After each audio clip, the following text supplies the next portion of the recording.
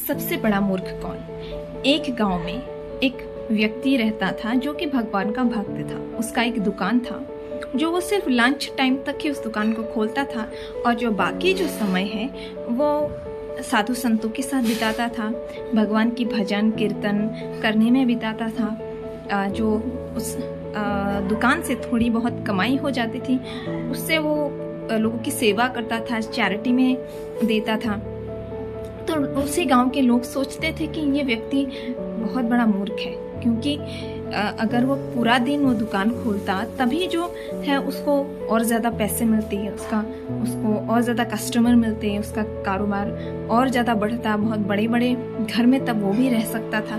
लेकिन वो सोचते थे कि ये व्यक्ति तो अपना समय बेकार में वेस्ट करता है, बर्बाद करता है।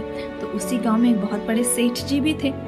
जो वो सेठ जी एक दिन जब इस व्यक्ति से मिलते हैं तो वो एक टोपी देते हैं उसे, कैप, और बोलते हैं कि पता है मैं ये टोपी तुम्हें क्यों दे रहा हूँ, क्योंकि मुझे लगता है कि इस दुनिया में तुमसे बड़ा मूर्ख मैंने कहीं नहीं देखा। अगर किसी दिन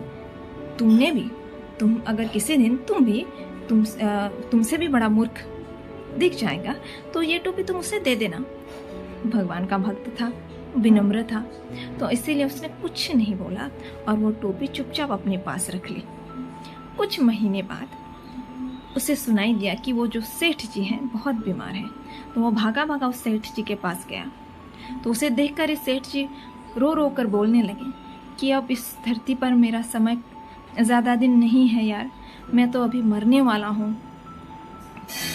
तो वो व्यक्ति उस सेठ जी से पूछता है, तो आपने मरने के बाद के इंतज़ाम की है कि नहीं?